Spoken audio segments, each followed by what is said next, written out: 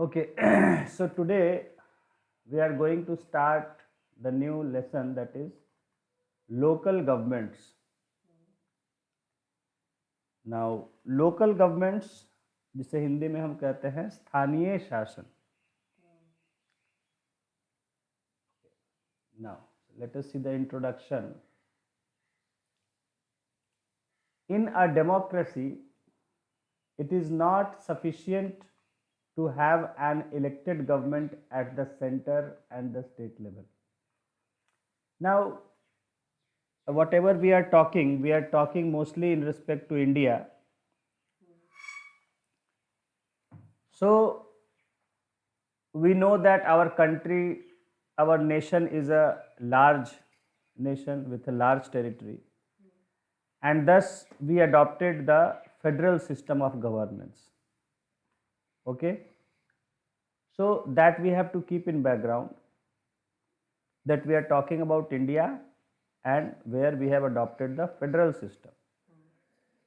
Now here it says that in a democracy, means we are talking about a large country like our India, it is not sufficient to have an elected government at the center and the state level. We have studied the federalism. We know that we have two sets of governments, one at the union level, another at the state level. And those governments, they are formed by the elected representatives directly elected by the people.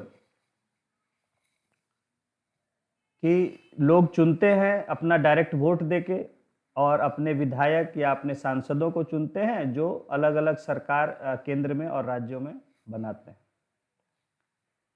But we know that our states are also quite large.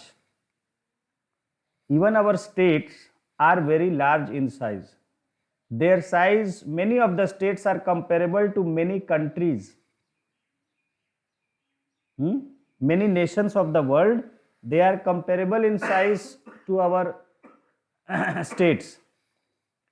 So, we are even at the state level, if we have studied that we are talking about the autonomy, we are talking about the powers sharing between the center and states, and the state government is having maximum control over the issues in the which are important for states. But even the states are quite large. Okay, and the population of the states is also very high. Like the largest state in our country, that is means population wise, that is the UP. It has about how much? 20 crores population. Roughly 20 crores. Bihar is nearing about 9 crores. So 20 crores is a lot of population to be governed by one government. If all, suppose we take some other state, some mediocre, but still it has population of about 5 crore, 6 crore. So to govern so many peoples from one place, that is the state government, the seat of the state government, it is also creating a lot of difficulties for the citizens and for the government.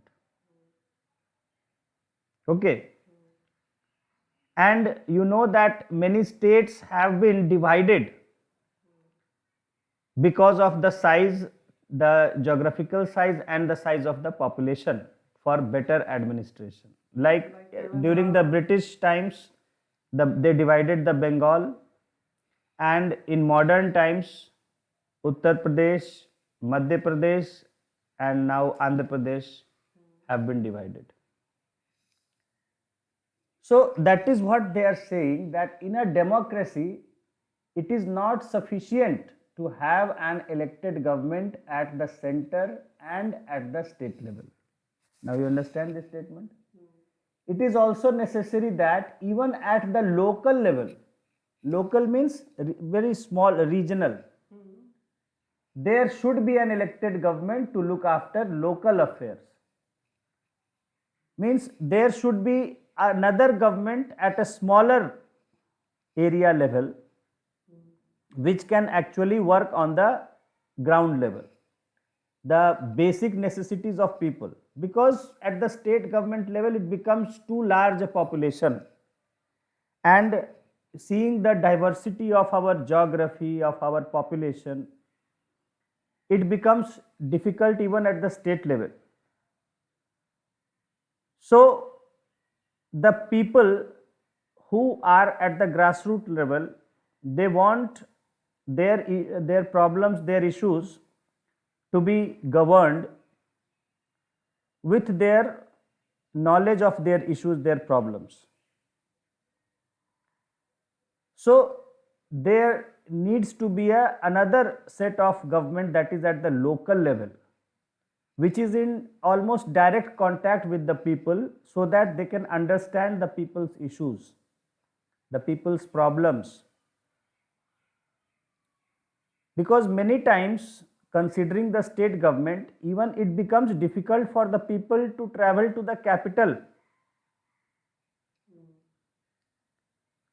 The seat of the government, it is quite far from so many people.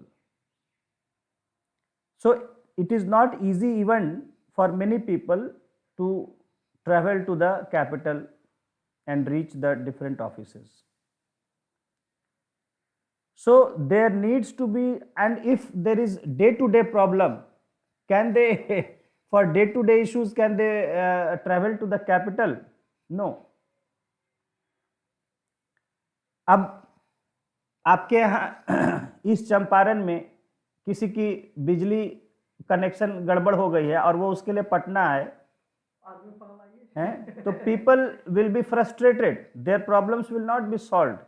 If for daily small problems, if they have to travel to the headquarters of the state government, that is at the capital, it will be quite frustrating. You can understand how much problem they will face. If they have to get a certificate, if they have to get some another government paper, some work done, every time they have to travel to the government capital, it will be very difficult. So that is why there needs to be a local government which is very near to the people, so that they can address their day-to-day problems. So that is why another set of government at the local level is required to look after local affairs. Now in this chapter you will study the structure of local government in our. Now see here what I am trying to explain, that if there were small nation states in the ancient times, their government could be managed by just one government, because it had a very small population, very small size, and people were directly in contact, so their regular affairs could be directly decided and addressed by the government officials. But today we have tended to become very large nations and large states. So now one government cannot control. So that is why we adopted two governments for federal system. But even for people, another set of government at local level is required, and that is what we call as local government or local self-government. You will also study the importance of local governments and ways to give them independent powers. Now here the local government, now why local government? That people think that it is better if we are directly governed by our directly elected people and who are in constant communication with us. अब आपके state के elections होते हैं, विधायक चुने जाते हैं, the MLAs are elected. Once elected, they become very difficult to reach because they are busy in the politics at the state level. So it is very difficult for common man to reach the MLA or the state level officials for everything.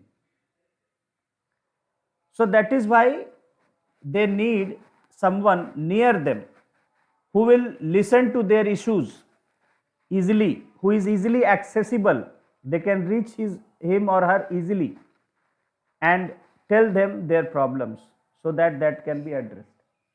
So that is what they are saying, that you will also study the importance of local governments and ways to give them independent powers. Now this government at the local level, it also needs independent powers because they have to take quick decisions. अब suppose आपका या मेरा यहाँ पर बात करें कि मेरा बिजली कनेक्शन कट गया है और मैं जाऊँ अपने लोकल ऑफिशियल के पास कि भाई मेरा बिजली कनेक्शन चालू कर दीजिए, कट गया है। वो कहे कि अच्छा मैं बिजली मंत्री से पूछ के आपको बताता हूँ। तो how difficult it would be if each time he has to contact the higher authorities at the capital, at the center level, means at the state level. So he needs his own decision making power, what to do. Can you understand what I am trying to say? कि जो local government में लोग हैं और अगर उनको independent power नहीं होगा तो क्या होगा, उनके पास शिकायतों का तो भीड़ जमा हो जाएगा। सभी लोग अपनी अपनी शिकायतें लेके पहुंचे, कोई कहे और वो कुछ एक्ट ही नहीं कर पाए क्योंकि उनको वो सबको कहेंगे अच्छा हम मंत्री से पूछ के बताते हैं, अच्छा हम वहाँ इंजीनियर साहब चीफ इंजीनियर से पूछ के बताते हैं। तो क्या होगा, no problem will be resolved. So means government, if effective government can only work if it has independent powers. So the local government also needs independent powers to handle people's problems. And we will understand why these things are being talked. Okay. So after studying this chapter, we will know first the importance of local government bodies, the provisions made by the 73rd and 74th amendments, that some of it we have already studied, and functions and responsibilities of the local government bodies. Means what are the functions that are performed by local government bodies, what are their responsibilities. So we will understand these things. First, what is the importance of local government bodies? Second, what were the changes, the provisions made by the 73rd Amendment and 74th Amendment, which you already know, I have taught you, the Panchayati Raj and the Urban Local Governance, Schedule 11 and Schedule 12, and functions and responsibilities of the local government bodies. What are the functions performed by these local governments and what are their responsibilities? Now, first is why local governments? Why? What is the need for local government? Though I have already explained you in a little. Now they have given a case, just like an example I gave you. Geeta Rathod belongs to Jamunia Talab Gram Panchayat, Sehor district, Madhya Pradesh. Yes, this district is near Bhopal, Sehor, I know it. So they have taken a Gram Panchayat, that is Jamunia Talab, from Sehor district of Madhya Pradesh. There is a resident. No, हाँ, Sheohar is different. This is Sehor. Sehor है, हम जानते हैं, हमारे लोग वहाँ रहते हैं.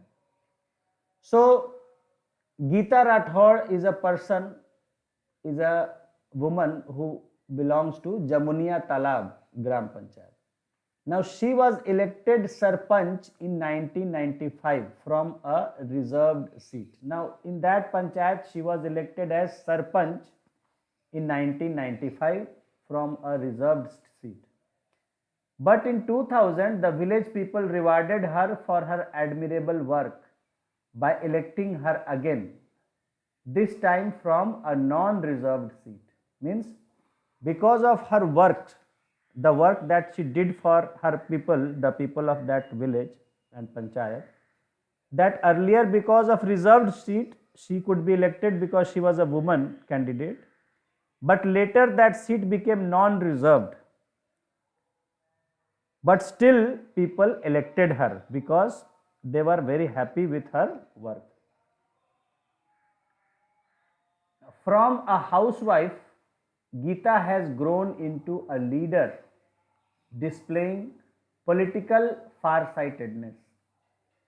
Now, Geeta, she was earlier just a housewife, and after that, she contested the election for Sarpanch and she was elected Sarpanch, and now people have again elected her as Sarpanch. So, she has developed a understanding of the local affairs. So, she is now displaying political farsightedness. Farsightedness means दूरदर्शिता, दूर की देखने वाला कि क्या आगे होने वाला है उसके अनुसार काम करना.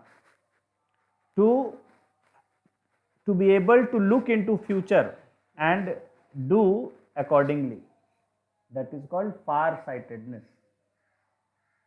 She has harnessed the collective energy of her panchayat to renovate water tanks, build a school building, construct village roads, fight against domestic violence and atrocities against women, create environmental awareness and encourage afforestation and water management in her village.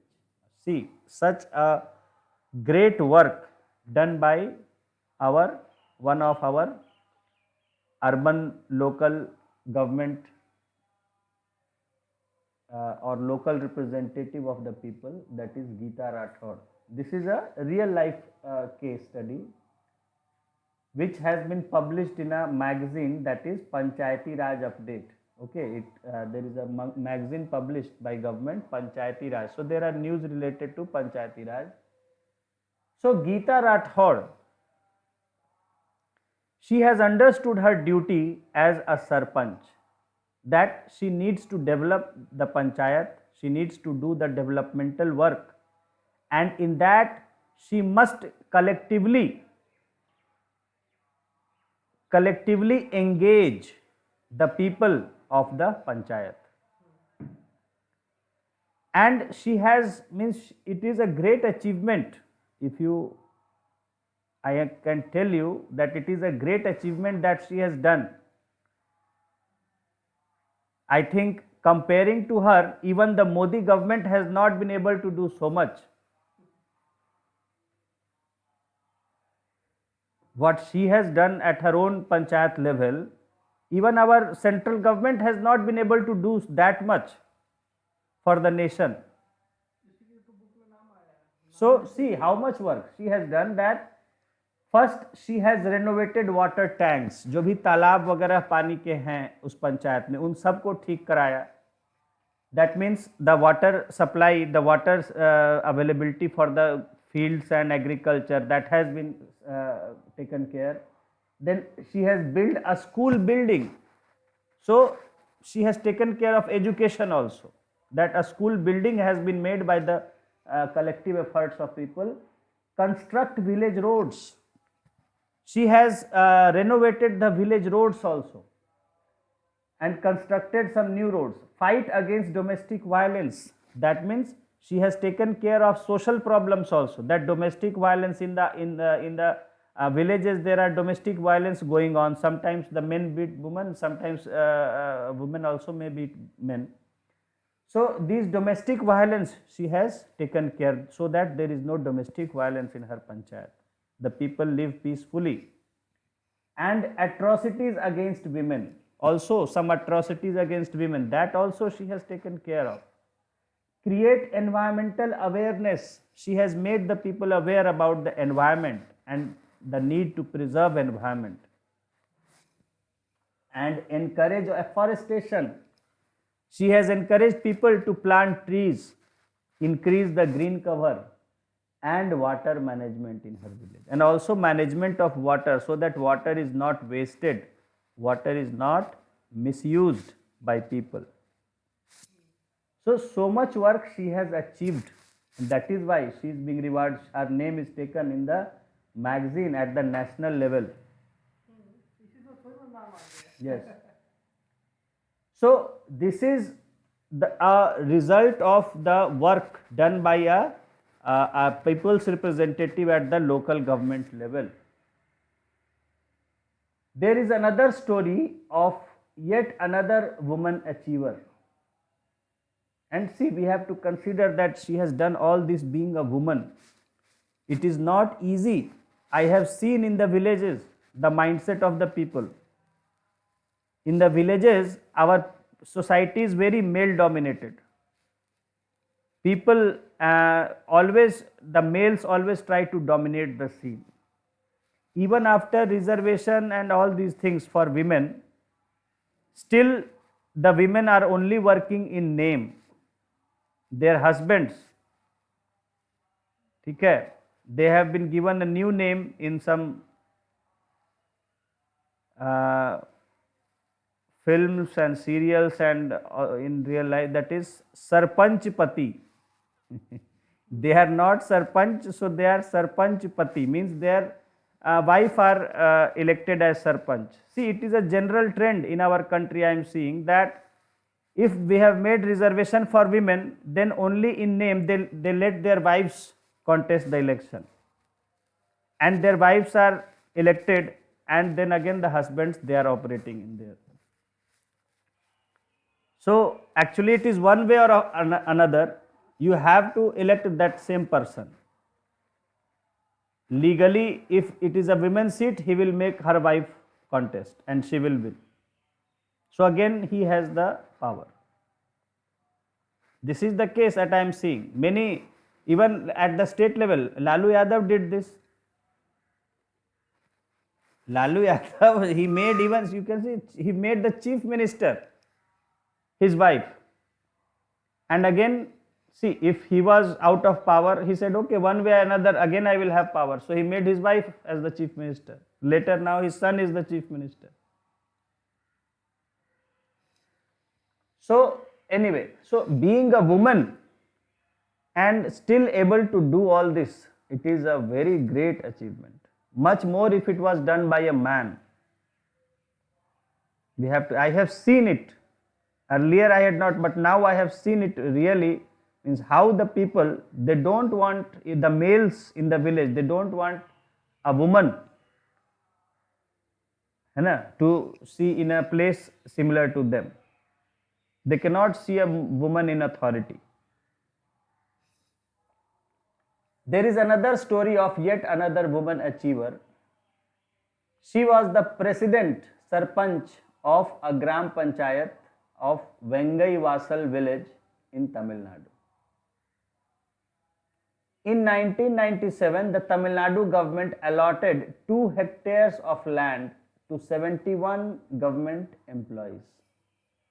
Okay, so in 1997, generally the state governments are doing this, that they are trying to give some lands to landless people. So the government allotted 2 hectares of land to 71 government employees. Now this piece of land fell within the vicinity of this Gram Panchayat. Now that land that was allotted to the people, it was near the vicinity, means in nearby of, yes, vicinity means nearby. So that land was nearby this Gram Panchayat.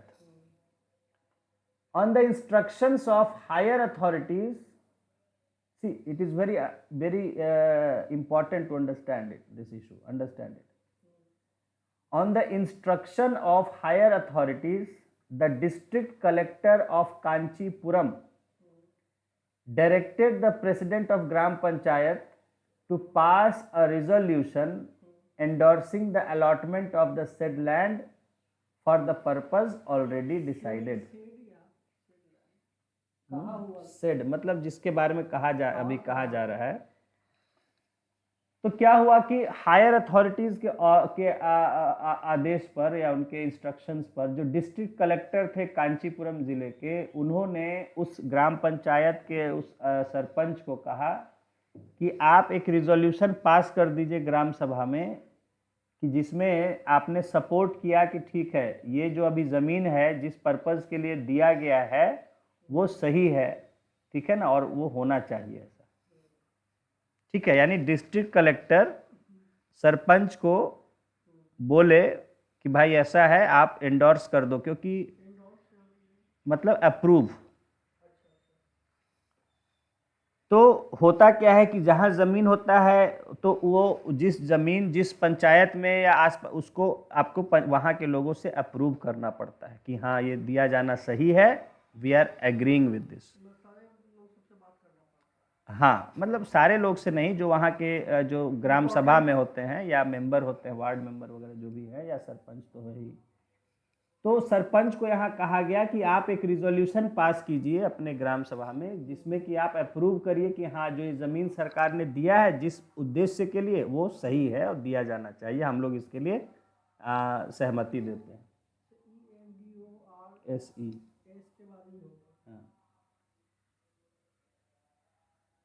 The president and the Gram Panchayat refused to pass such an order and the collector issued an order to acquire the land. तो सरपंच और वहां के ग्राम पंचायत यानी जो member थे सभा के, उन्होंने रिफ्यूज कर दिया कि हम ऐसा आदेश नहीं पारित करेंगे, मतलब हम ऐसा रिजोल्यूशन नहीं करेंगे, अब इसको अप्रूव नहीं करते। तो उसके बाद कलेक्टर ने एक ऑर्डर इशू कर दिया कि वो जमीन जो है वो ले लिया जाए गवर्नमेंट के द्वारा। Now the gram panchayat filed a writ petition in the Madras high court against the collector's action.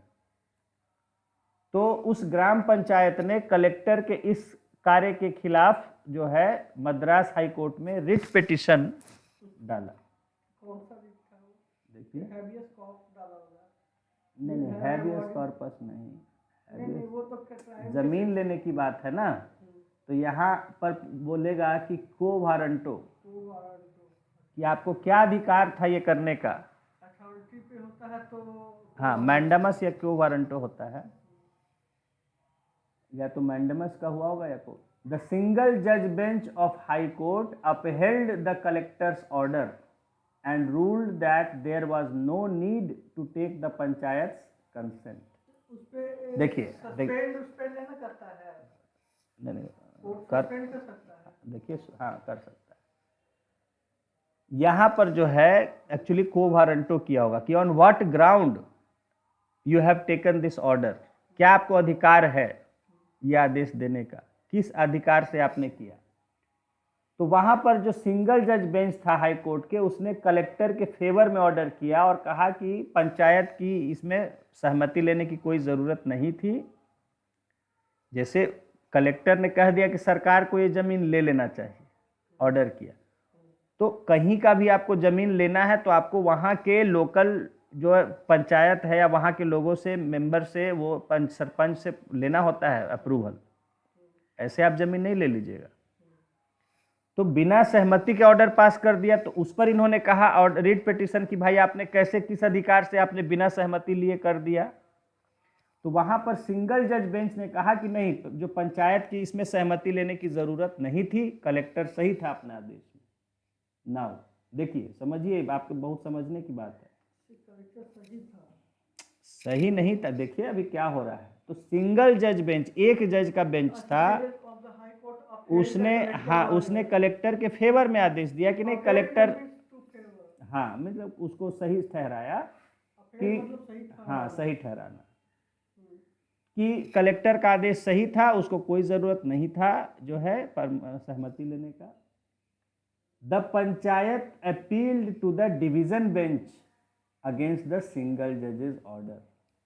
तो पंचायत फिर उससे हायर बेंच में अपील किया, उसको सिंगल जज से ऊपर होता है डिवीजन बेंच, जहां की 3 जज बैठते हैं। फिर मैंने कितना बार बताया है आपको, सिंगल जज बेंच होता है, फिर डिवीजन बेंच होता है, फिर कॉन्स्टिट्यूशन बेंच होता है। हाँ, तो डिवीजन बेंच में फिर उस आदेश के खिलाफ इन्होंने अपील किया। In its order the division bench reversed the order of single जज। तो डिवीजन बेंच ने सिंगल जज के आदेश को उलट दिया। द जजेस held that the government order amounted to not only infringement of the powers of the panchayats but a gross violation of the constitutional status of the panchayat. Division bench ने कहा कि ये न केवल पंचायतों के अधिकारों में दखल है, हाँ, बल्कि इन्फ्रिंजमेंट मीन्स दखल ही नहीं, माने उसका वायलेशन है, एक तरह से उल्लंघन है। हाँ, उल्लंघन, दखल नहीं, उल्लंघन। नहीं, वायलेशन से थोड़ा डिफरेंट हो जाता है ये। इन्फ्रिंजमेंट मतलब आप जहां गलत दखल देते हैं। अच्छा, गलत उल्लंघन। हाँ, गलत तरीका से उल्लंघन। हाँ, उसको हम इन्फ्रिंजमेंट कहते हैं कि जहां आपको अधिकार नहीं था वहां आपने दखल दिया, गलत तरीका से दखल दिया। गलत तरीका से उल्लंघन। हाँ, अब देखिए, सोचिए कि एक सरपंच और कलेक्टर ने आदेश दिया, कोई ऐसा सरपंच, और फिर वो कोर्ट में भी गया। पहले तो देखिए होता है कि कलेक्टर के आदेश के खिलाफ आप कोर्ट जा रहे हैं, इसके लिए ही बड़ा करेज की जरूरत है, नॉलेज की जरूरत है। ऐसे आदमी डर, कलेक्टर भाई बहुत बड़ा अथॉरिटी होता है, कहाँ एक ग्राम पंचायत का सरपंच और कहाँ जिला परिषद का हेड कलेक्टर। तो कलेक्टर के आदेश के खिलाफ हाईकोर्ट गया, हाईकोर्ट में भी सिंगल जज बेंच ने कलेक्टर का साथ दिया, फिर उसके खिलाफ गए और हायर डिवीजन बेंच में। कितनी करेज की बात है। कोई ऐसा ही रहे होंगे, और सही बात है, तभी ऐसे व्यक्ति का नाम आ रहा है। पहले तो नॉलेज होना चाहिए। हाँ, सही बात है, जब तक उसको नॉलेज नहीं होगा तो वो इतना कर ही नहीं पाया होगा। भाई ऐसे तो कोई धमकाएगा, वो चुप होकर अपना चला जाएगा आदमी। कोई बोल दिया, उसने आदेश दे दिया, तो वैसे ही कह रहे भाई कलेक्टर साहब का आदेश है, यहाँ तो सब कलेक्टर का आदेश फॉलो करने में जान लगा देंगे कि हाँ भाई जो कलेक्टर ने आदेश दे दिया उसको कैसे पूरा करना है। इन्होंने आदेश के खिलाफ जाके हाईकोर्ट गए, और हाईकोर्ट में भी जब एक जज ने दे दिया तो फिर उससे हायर डिवीजन बेंच में गए, और डिवीजन बेंच ने कहा कि ये ना ही पंचायतों के पावर में गलत दखलंदाजी है, बल्कि ग्रॉस वायलेशन, मतलब एक बहुत ही भारी उल्लंघन है of the constitutional status of panchayat. ये पंचायतों के जो संविधान में उनको दर्जा दिया गया उसके साथ सीधा साधा छेड़छाड़ है। It is a gross violation, और उसमें जरूर उनको कुछ दंड दिया होगा कलेक्टर को। भारी उल्लंघन। Yes, it is a very bad neglect of your duties. Collector का आपको जिम्मेदारी दिया गया है, आपको पता नहीं है क्या आपके अधिकार है और क्या आपकी जिम्मेदारी है, और आप एक पंचायतों के इस तरह से आप सिरे से आप उनके कॉन्स्टिट्यूशनल स्टेटस को ही वो कर रहे हैं, रिजेक्ट कर रहे हैं। मतलब आप कैसे कलेक्टर हैं, बेहुदा कलेक्टर है, कहने का मतलब ये है। तो वहां उन्होंने कस के खिंचाई की, वो बाकी तो नहीं दिया है, यहाँ खाली उतना ही लिखा है इसमें, क्योंकि मैगजीन में जो बात छपी थी उसको दिया गया है। तो सोचिए कि कोई ऐसा सरपंच रहा होगा, तो सरपंच का भी कितनी भूमिका होती है, और इसी तरह के जानकार और अच्छे विचार वाले पब्लिक माइंडेड सरपंच हों तो समझिए कि देश का कितना विकास हो जाए। तो सरपंच भी अपनी जगह हाँ उतना ही इम्पोर्टेंट होता है।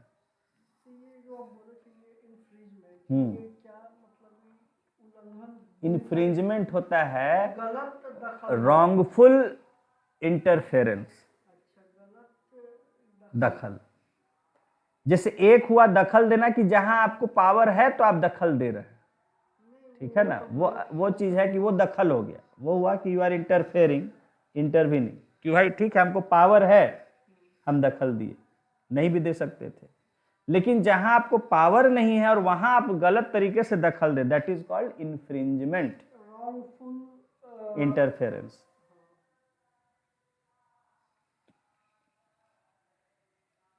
इंटरफेरेंस सही भी हो सकता है, गलत भी हो सकता है। जैसे भाई सरपंच कुछ गलत कर रहा था तो उसमें वो दखल दे सकता था कि हाँ भाई आप ऐसा क्यों कर रहे हैं, क्योंकि वो उससे सीनियर है और उसको अधिकार है उसको कंट्रोल करने का। समझ गए? सरपंच अगर कोई गलत काम करता है, किसी गांव वाले के साथ गलत व्यवहार करता है, उसका कोई गलत उसको करता, तो वहां पर वो बोलता, उसको करता, वो सही था क्योंकि that is within his powers. But here what he has done is not beyond his powers and which is in the power of the panchayat, और उसके खिलाफ आप आदेश दे रहे हैं, तो that is a very serious dereliction of duty इसको कहा जाता है। यस, गलत तरीके से दखलंदाजी या दखल। सो सी दिस इज सच बहुत, देखिए आप इसमें समझे कि हाई कोर्ट के सिंगल बेंच के भी ऊपर फिर डिवीजन बेंच होता है, उसमें जा सकते हैं, अपील कर सकते हैं आप, ये समझे। आपने देखा कि कैसे वहां लोकल गवर्नमेंट का उसको अधिकार दिया गया है, तो वो जज पे एक्शन नहीं लिया गया।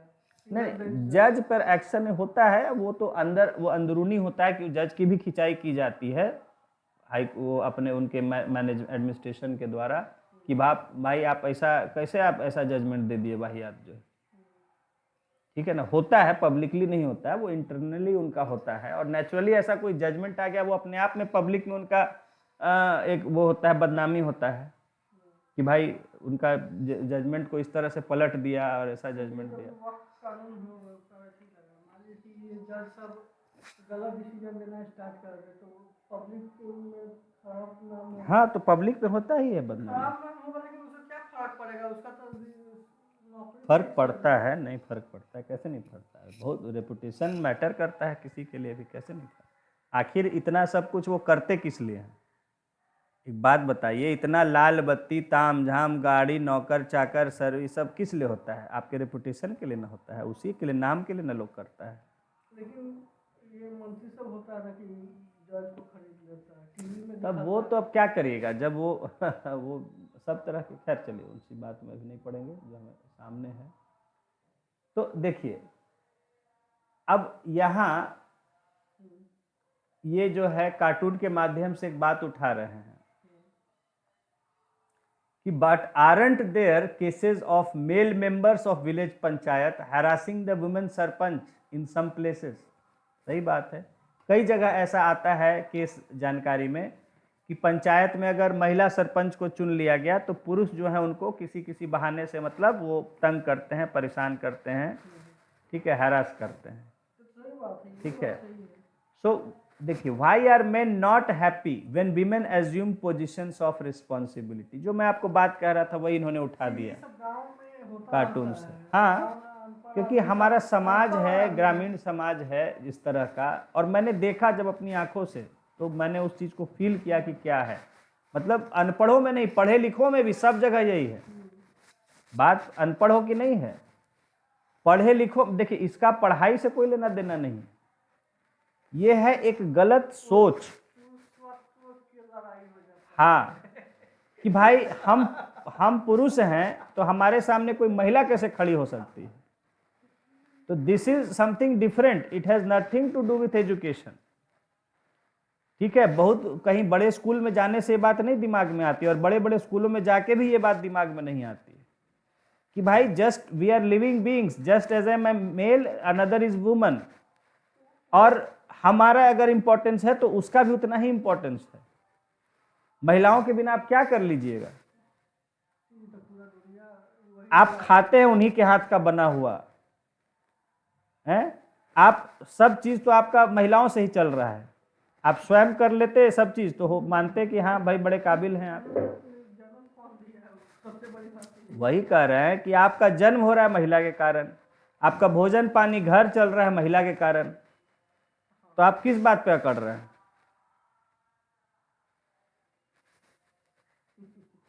तो this is a wrongful thinking, wrong attitude, ठीक है ना। और ये कहीं ना कहीं जो है हमारे ही समाज बढ़ाता है आगे कि भाई बेटा हो गया तो बड़ा खुश, ठीक है ना। लज्जा छोड़िए ना, मैं आपको रोज की बात बता रहा हूं, हर जगह यही हाल है। ये एक अजीब सा माइंडसेट है जो कितना ही समाज आगे बढ़ रहा है फिर भी बदलाव तो आ रहा है लेकिन अभी भी रह रहा है, कंटिन्यू हो रहा है। कह रहे भाई लड़का हो गया तो इतनी खुशी। हम देखे कि मैंने देखा है कि कैसे लोग ढिंढोरा पीट रहे, भाई मेरे 2-2 बेटे हैं, मेरे 3-3 बेटे हैं। कोई बेटियों को नहीं गिनाएगा, कह रहे मेरे 3-3 बेटियां हैं। ठीक है, तो that is because of the earlier in the past there was no law and order and the strength of a family was कि कितनी लाठियां हैं घर में, और लाठियां पुरुष संभालते थे। तो उस वजह से इस तरह का माइंडसेट बन गया। एक तो या दूसरी तरफ काम करने वाले लोग कि भाई खेतों में काम करने के लिए, संपत्ति को संभालने के लिए कितने लोग हैं घर में, तो भाई घर बार देखने के लिए, संपत्ति चलाने के लिए तो भाई पुरुष है, तो इतने बच्चे हैं हमारे, तो लोग बच्चियों को तो शादी करके दूसरे घर जाना है। तो ऐसी इस वजह से इस सोच का जन्म हुआ कि भाई तो बेटा और बेटी में डिस्क्रिमिनेशन, और वहां से शुरू हुआ मेल और फीमेल का डिस्क्रिमिनेशन। बट आज आप देखिए कि हर जगह महिलाएं कर रही हैं, कहीं भी आज पुरुषों से कम नहीं है, बढ़ ही रही हैं आगे। और जब आदमी को जिम्मेदारी आती है और उसको समझ में आता है कि हाँ this is a responsibility of life that we both carry equally, the male and the female, even many times females carry much more than male. तो जिसको ये समझ आती नहीं, तो वो समझ आने के लिए शिक्षा की कोई वो नहीं है। शिक्षा अच्छी मिलने से भी नहीं हो पाती, और नहीं मिले घर में आदमी सीख जाता है ये बात। घमंड की वजह से आपको पर्दा पड़ जाता है। हाँ, तो वही यहाँ पर है कि यहाँ एक कार्टून के माध्यम से इस बात को उठाया गया है। गलत काम करवाता है। हाँ, वो भी एक कारण है गलत काम करने का। सो यही कहा जा रहा है कि but aren't there cases of male members of village panchayat harassing the women sarpanch in some places? Why are men not happy when women assume positions of responsibility? हम अभी बता रहे हैं टीचर्स। अब गाँव में जो हैं टीचर्स हैं, हेडमास्टर हैं, उनको ये बर्दाश्त नहीं हो रहा है कि कैसे महिलाएं टीचर बन के आ गई हैं, हमारे साथ उठ बैठ रही हैं, हमारी तरह उनको सैलरी मिल रहा है, हमारी तरह, और ऊपर से वो थोड़ा सा बन सवर के जाती हैं महिलाएं जहाँ भी जाती हैं। पुरुष तो फटेहाल भी घूमता रहता है। नेचर है हाँ, उनका, तो लेकिन उनको उनका ये भी नहीं नेचर सुहाता है कि अरे भाई हम लोग इतना फटेहाल चल रहे हैं और ये लोग बिना बन सवर के आ रही हैं। नेचर ही है, ऊपर वाला दिया हुआ है। तो this is nature a difficult position for main, कि उनको कर रहे हैं लेकिन अंदर से एक क्रोध है, एक द्वेष है कि भाई कैसे महिलाएं इतनी सारी अपॉइंट होके आ गई हैं अचानक से। और कामकाज करने में भी ठीक है, तेज है। सबसे बड़ी बात तो है कि उनको समझ में नहीं आ रहा है और वो काम कर रही हैं। तो this is but definitely it leads to a transformation. तो इसीलिए मैंने क्या किया, एक दिन कि हम आ रहे थे वहाँ से, हम लोग लौट रहे थे छुट्टी के बाद, तो कई हम लोग स्कूटी से थे, तो मैंने कहा कि ठीक है आज हम लोग सब लेडीज़ को चलाने देते हैं, गांव में दिखाते हैं, और हम लोग मेल पीछे बैठ के चलेंगे। हाँ, तो लाइन से कई स्कूटियाँ जा रही थी जिस पर आगे लेडीज चला रही थी और पीछे उनके हस्बैंड बैठे हुए थे, और सारा जगह लोग देख रहे थे कि अरे भाई क्या बात है, आज लाइन से स्कूटियां धड़ाधड़ निकल रही हैं, महिलाएं चला रही हैं। हम कहे कि भाई आए हैं तो यहाँ भी तो गांव में कुछ दिखाएं, बदलाव करें। तो हम लोग चलाते थे, तो हम लोग कहा ठीक है चलिए भाई आज हम लोग पीछे बैठते हैं, आज लेडीज को ही चलाने देते हैं, लेके चलते हैं गाँव के रास्ते से। लाइन से स्कूटियां जा रही हैं, सारी लेडीज चला रही हैं एकदम, और पीछे जेंट्स बैठे हुए हैं। मतलब लेडीज चलाना एक अलग बात है, और लेडीज चलाए और पीछे जेंट्स बैठे हुए ना, ये और खास अलग बात। तुमने कहा चलिए एक मैसेज हमें देना चाहिए, तो हमने कहा और सब गए। वैसे सारा जगह सब देख रहे थे। ठीक है, तो ये हमारा थोड़ा प्रयास था कि चलिए अपने स्तर पर जितना कर सकें। Now so both these stories are not isolated incidents. कहा है कि ये जो दो घटनाएं हमने देखी, जो दो इंसिडेंट्स के बारे में हमने पढ़ा, ये आइसोलेटेड इंसिडेंट्स, ऐसा नहीं है कि सिर्फ यही 2 घटनाएं ऐसी हुई और कहीं ऐसा कुछ नहीं होता है। आइसोलेटेड मतलब अलग थलग, कि मतलब कहीं से हमने 2 घटनाएं खाली ला दी, ऐसा नहीं है। अलग थलग। हाँ, कि मतलब खाली ऐसे 2 केस कहीं हुए दुनिया में, हमने उठा के आपके सामने रख दिया, ऐसा नहीं है। ये अक्सर होते रहता है। आइसोलेट मतलब हाँ, आइसोलेटेड मीन्स अलग थलग। तो यही कह रहा है कि both the stories are not isolated incidents. क्या कह रहा है आगे? दे आर, देखिए ध्यान दीजिए, they are representative of a larger transformation that is taking place across India, especially after constitutional status was accorded to local government institutions in 1993. तो कह रहे कि ये जो 2 घटनाएं आपके सामने रखी गई, ये कोई अलग थलग इंसिडेंट्स नहीं है। These are not isolated, but they are representing a large scale change that is going on in India after 1993, when the local government institutions were given constitutional status, means they were given status in the constitution by 73rd and 74th amendments.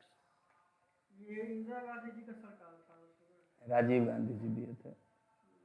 Rajiv तब गांधी, 93 में हाँ हाँ, तो अरे तो लाए थे उस अच्छा, समय, बिल पहले आ चुका पहले था। आ चुका। हाँ, बिल लाया गया था राजीव गांधी के द्वारा, और वो फाइनली पास, क्योंकि उसी समय सरकार गिर गई थी फिर, तो फिर लाया गया था, अगले सरकार में पास हुई थी। It was the contribution of Rajiv Gandhi.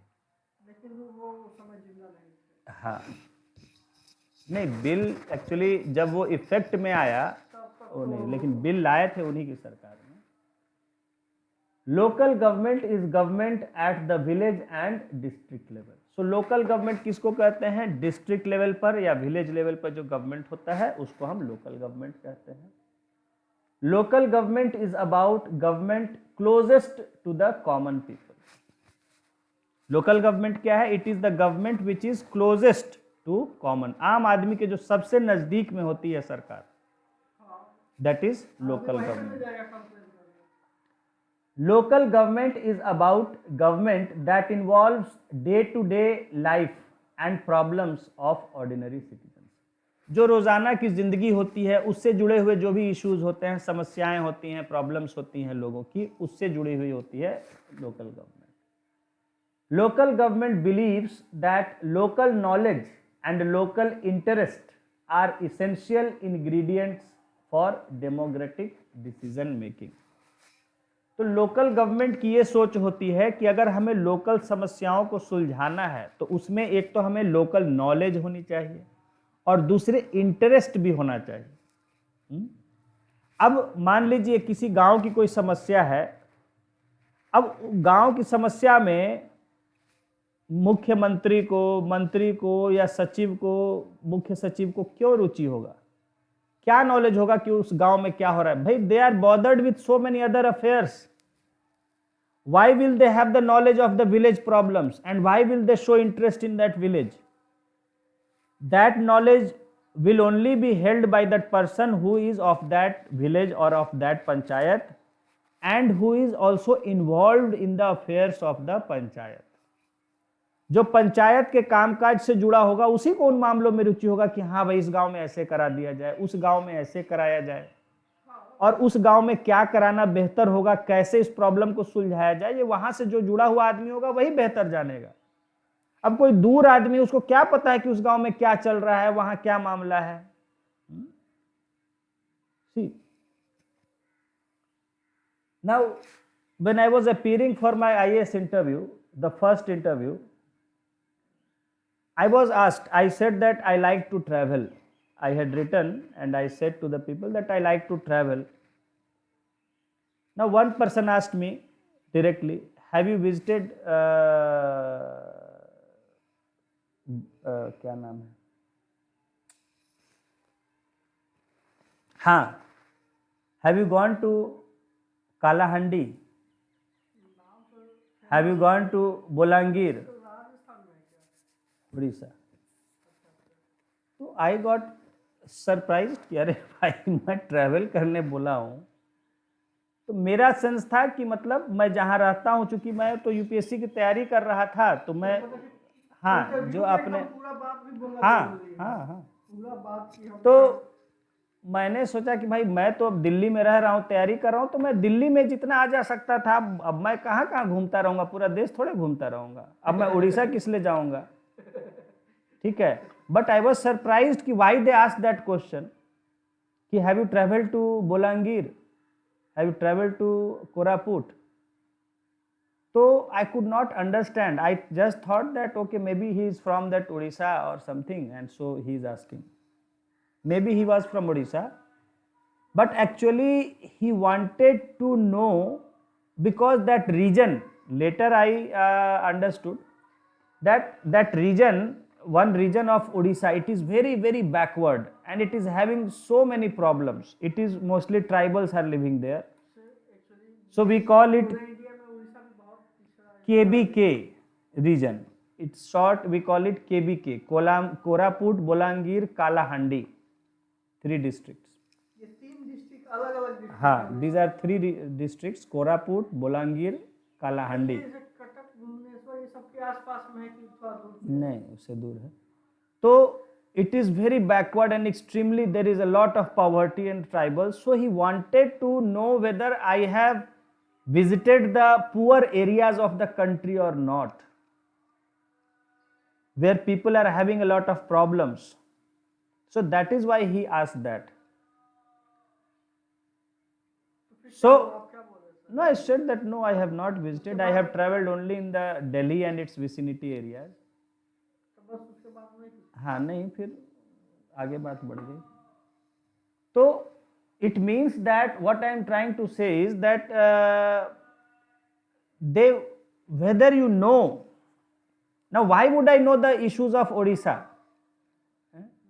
I was not connected with that state, and yes, unfortunately I did not have that information that that region is very backward and having a lot of problems.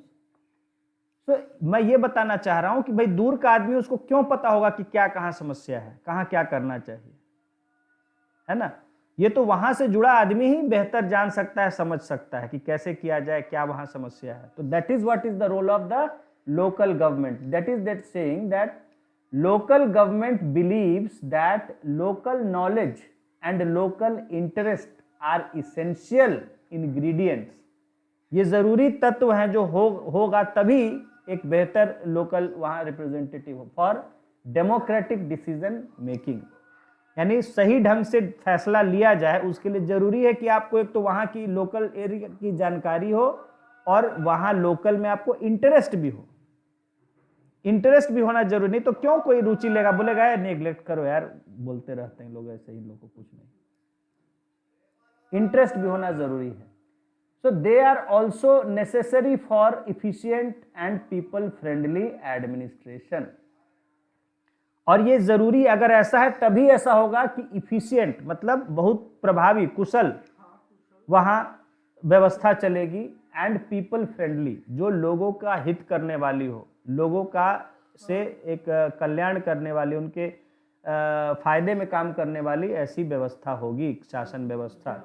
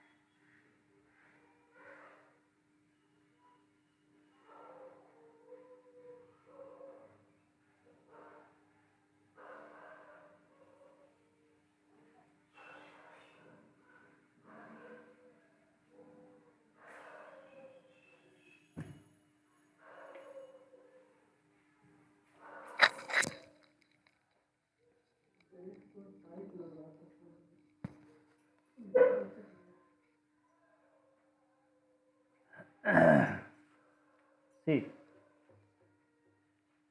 the advantage of local government is that it is so near the people. ठीक है ना, सबसे जो फायदा है local government का कि बिल्कुल नज़दीक है, कोई भी समस्या है तो लोग डायरेक्टली वहां पर अपने जा सकते हैं और वहां उनकी समस्याओं को सुलझाया भी जा सकता है.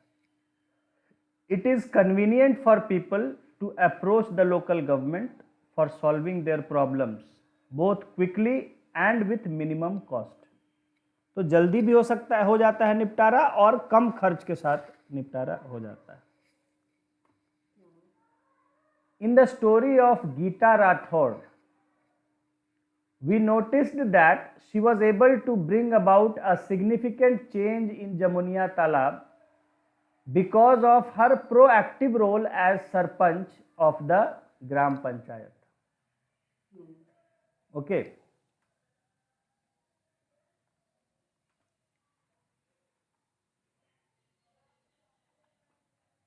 Now, Vengai Vasal village is able to still retain its land and the right to decide what to do with it because of the relentless efforts of its Gram Panchayat president and members. उसी तरह जो वेंगई vassal गांव आज भी उस जमीन को अपने पास रखे हुए है और उसको ये अधिकार अपने पास रखे हुए उसने कि उस जमीन के साथ क्या करना है. अच्छा सर, मान लीजिए कि हमारे वार्ड में वार्ड पार्षद है, सब काम नहीं कर रहा है, तो उसको कंप्लेन करने के लिए डिस्ट्रिक्ट कोर्ट में जा सकते हैं. डिस्ट्रिक्ट कोर्ट में जा सकते हैं, लेकिन आप कोर्ट में क्यों जाइएगा, आप सीधा वहाँ उनसे कंप्लेन मतलब कि काम ही नहीं करना चाहता है, एकदम नहीं करना चाहता है तो आप वहाँ जो उससे सीनियर जो हैं उसके पास जाइए पहले. अगर वो सब मिला हुआ है तब, हम्म, वो सब मिला हुआ है उसके सीनियर पे जाइए. मतलब कि सीनियर को जाना है, कोर्ट में नहीं जाना है. देखिए, कोर्ट में जाने का जो है वो अलग है, कोर्ट में भी जा सकते हैं आप, लेकिन पहले ट्राई करना चाहिए वहीं. ठीक है ना, सीनियर अधिकारी के पास जाना चाहिए, सही तरीका ये है.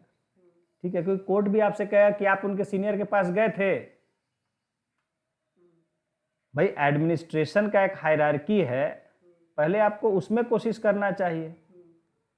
ठीक है, तो काम नहीं कर रहा है सब, हम तो प्रूफ भी दिखाना पड़ेगा कि वो लोग क्यों ये काम नहीं कर रहा है. तो जांच हो जांच होगा, मतलब सबूत इकट्ठा किया जाए, मतलब कैसे होगा. जैसे वार्ड मेंबर जो है या वार्ड काउंसिलर जो है वो काम नहीं कर रहा है तो आपको पहले जाना चाहिए. वो जो भी जैसे आपने बताया, देखा हमने कि नगर पंचायत है ना, तो नगर पंचायत है तो उसका जो है आप ऊपर जो है जो आपका ये है, मतलब पंचायत के जो अध्यक्ष हैं या उससे जो सीनियर हैं उनके पास अप्रोच कीजिए कि भाई ये काम नहीं कर रहे हैं, देखिए ऐसा ऐसा है. और लोगों को है, लोगों को मिला के वहाँ पर ले जाइए कि भाई सब लोग कहे, अकेले कहने से नहीं होगा, क्योंकि भाई वो कहेंगे कि लगता है कि इन्हीं को खाली दिक्कत है. आप जो भी और लोग हैं उनको ले जाइए साथ में. हाँ, कि भाई देखिए हमारे वार्ड में ऐसा काम नहीं किया जा रहा है, कहने पर भी नहीं कर रहे हैं ये. ठीक है, तो निश्चित तौर पर एक्शन लिया जाएगा. ठीक है, ऐसा नहीं है, देखिए कुछ लोग मिले होते हैं, सब लोग नहीं. अगर वैसे ज़्यादा नहीं आपसे हो रहा है, वैसे आप जाने के बावजूद नहीं हो रहा है, तब आप फिर कोर्ट में जाइए, तब आप कोर्ट में जा सकते हैं. तो वहाँ पे सबूत दिखाना पड़ेगा. सबूत तो दिखाना ही पड़ेगा, कैसे भाई आखिर होगा, काम नहीं हो रहा है तो कुछ गवाहों को वहाँ आपको करना पड़ेगा. मतलब कि ये कि हायरार्की ऑर्डर पे गए थे कि नहीं, मतलब कि आप सीनियर के साथ गए. हाँ, तो सबूत दिखाना नहीं होगा. आप कोई भी एप्लीकेशन देते हैं लिखित है तो उसका आपको रखना होगा ना कि हाँ हम लिखित में आवेदन दिए हैं, मिले हैं. चाहे 10 आदमी को इकट्ठा करके हाँ. जाएंगे कि हाँ, लिखित रूप में दीजिए उसका, चाहे वही ना एविडेंस होता है. आप कल को आपको मांगेगा कोर्ट कि आप गए थे तो आप कहिएगा हाँ ये देखिए हमारा एप्लीकेशन है, हम सब फाइल किए हुए हैं, लिखित रूप में आवेदन दिए हैं, शिकायत किए हैं. लेकिन इतना सजग गांव का आदमी कहाँ होता है. देखिए सजग नहीं है, इसीलिए तो समस्या है ना. इस तरह से अगर सजग हो जाए तो पूरा पूरा इंडिया ही डेवलप हो जाएगा. सजग नहीं है इसीलिए तो समस्या है, और इसीलिए उनको मौका मिलता है अपना मनमानी करने का, कि जानता है किसी को कुछ है नहीं. I so local governments can be very effective in protecting the local interests of the people. तो इस तरह से कहा जा रहा है कि जो लोकल स्थानीय सरकार है वो काफी प्रभावी हो सकती है लोगों के हितों की रक्षा करने में. Democracy is about meaningful participation. Democracy का मतलब है कि जो है उसमें एक सही तरीके से हर कोई पार्टिसिपेट करे, उसमें भागीदारी ले. जो भी लोग हैं, चाहे वो वोट देने वाले हों, चाहे वो चुने गए लोग हों, चाहे वो अधिकारी हों, चाहे वो हर कोई. It is also about accountability. इसमें जवाबदेही भी है. डेमोक्रेसी का मतलब होता है जवाबदेही. आप हर चीज़ में, it is a rule by the people, so you are accountable to the people. आपको हर चीज़ में जनता के प्रति जवाबदेही है. Strong and vibrant local governments ensure both active participation and purposeful accountability. तो जहां मजबूत और active, vibrant means very alert and active. हाँ, एक्टिव. तो ऐसे जहां अलर्ट, सचेत, सावधान और एक्टिव, कार्यशील जहां लोकल गवर्नमेंट्स होती हैं, उनसे जो है लोग भी एक्टिवली पार्टिसिपेट करते हैं और वहाँ एक सही तरह से जवाबदेही भी हो जाती है. क्योंकि भाई लोग भागीदार बनेंगे, लोग भाग लेंगे तो नेचुरली जवाब देना पड़ेगा आपको. कोई पूछने नहीं जाता, इसलिए ना. जो देखिए, लोग जो है कुछ का कुछ क्यों करते रहते हैं? क्यों? जानते कोई पूछने वाला नहीं है, कोई बोलने वाला नहीं है, तो जो मना रहा है कर रहा है. जहाँ लोग पूछना शुरू कर देंगे तो भाई उनको जवाब देना पड़ेगा. तो फिर वो अपना उनको देखे कि नहीं भाई सही चीज़ करे. Gita राठौर's story is one of committed participation. Gita Rathore की जो कहानी है वो कमिटेड पार्टिसिपेशन, एक तरफ की कमिटेड मतलब वो उस चीज के प्रति डेडिकेटेड है, समर्पित, हिंदी में कहते हैं समर्पित भागीदारी. कमिटेड मतलब समर्पित, समर्पण, कमिटमेंट. तो समर्पित है मतलब उसके प्रति जो जिम्मेदारी है उसके प्रति उनको डेडिकेशन है कि हाँ ये हमें करना है. तो समर्पित और जिम्मेदारी की बात है कि उन्होंने एक तरफ गीता राठौड़ की बात करें तो भाई वो सब कि हम सरपंच बने हैं तो जो मेरी जिम्मेदारी है उसको मैं निभाऊं, समर्पण भावना से. दूसरी तरफ लोगों की बात कहें तो जो लोग थे उन्होंने भी समझा और उनको भी लगा कि हाँ हमें भी अपने, भाई ये हमारी ही डेवलपमेंट की बात हो रही है तो हमें उसमें अपना पूरा सहयोग देना चाहिए. भाई स्कूल बिल्डिंग बनाने की बात है तो ये हमारे ही लिए स्कूल बनेगा, हमारे ही बच्चे पढ़ेंगे इसमें, हमारे ही शिक्षा बेहतर होगी, तो क्यों ना हम उसमें अपना पूरा योगदान दें. सड़क बनाने की बात है, अगर सड़क बन जाएगी तो हम ही गांव वालों को या पंचायत वालों को सुविधा होगी, तो क्यों नहीं उसमें हम मदद करें. तो ये कहते हैं कलेक्टिव एफर्ट, वही कहा है committed participation. Vengaivasal village gram panchayat relentless efforts to secure its rights over its own land were an example of a mission to ensure accountability. उसी तरह वेंगई वासल गांव के जो ग्राम पंचायत के लोगों ने इतना जो प्रयास किया, रिलेंटलेस मीन्स अथक, बिना थके हुए, मेहनत बहुत लगा होगा भाई. पहले कलेक्टर खिलाफ हो गए, फिर सिंगल जज बेंच का भी आदेश, भाई कोर्ट मुकदमा एक तो बहुत भाग दौड़ की चीज होती है, उसमें भी आप हाई कोर्ट गए, वहां भी आपके खिलाफ हो गया, फिर आप अपील किए, ये सब आसान काम नहीं है. तो relentless effort means a lot of effort, हाँ, not showing tiredness, relentless efforts without stopping, continuous. तो panchayat relentless efforts to secure its rights over its own land, कि भाई हमारी जमीन पर हमारा अधिकार होना ही चाहिए. पंचायती राज का मतलब क्या है? संविधान में हमें अधिकार दिया गया और उस अधिकार को हम लेके रहेंगे, ठीक है ना. तो अधिकारों की लड़ाई है. तो own land were an example of a mission, कि एक मिशन की तरह उन्होंने लिया था कि हमें इसे किसी भी हाल में पूरा करना है. टू इंश्योर अकाउंटेबिलिटी, की सरकार जो है उसकी जवाबदेही है. कलेक्टर है तो हैं लेकिन उनकी जवाबदेही है लोगों के प्रति. कोई भी गलत आदेश नहीं पारित कर सकते हैं, अब उनके अधिकार छीन नहीं सकते हैं. ये गांव के लोगों का जमीन है तो उस पर गांव के लोगों का अधिकार है और वो अधिकार पंचायत को दिया गया है, वो आप हमसे अधिकार छीन नहीं सकते हैं. वो अधिकार तो हम अपना लेके रहेंगे. बहुत अच्छा काम किया क्योंकि नॉलेज Yes.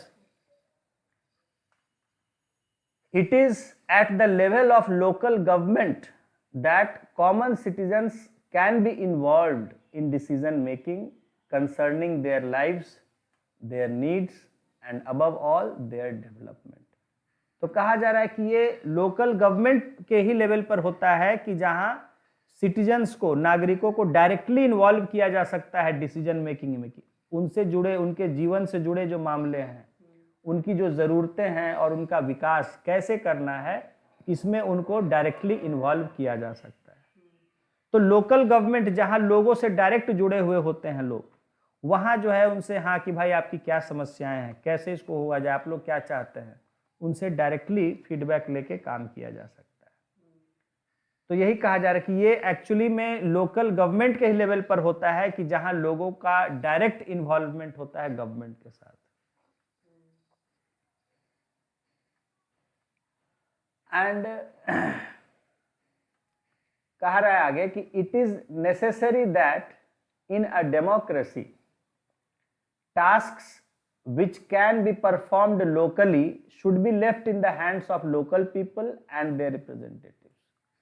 कहा जा रहा है कि ये डेमोक्रेसी में जरूरी है, जहां आपको डेमोक्रेसी चलाना है, मेंटेन करना है, तो वहां जरूरी है कि जो काम लोकल लेवल पर लोकल लोगों के द्वारा, वहां के लोगों के और उनके रिप्रेजेंटेटिव्स यानी सरपंच, ग्राम पंचायत के जो मेंबर हैं वगैरह, उनके द्वारा जो किया जा सकता है वो उन्हीं को दे देना चाहिए कि भाई आप ही लोग करो, उसमें दूसरों का पढ़ना वो ठीक नहीं है।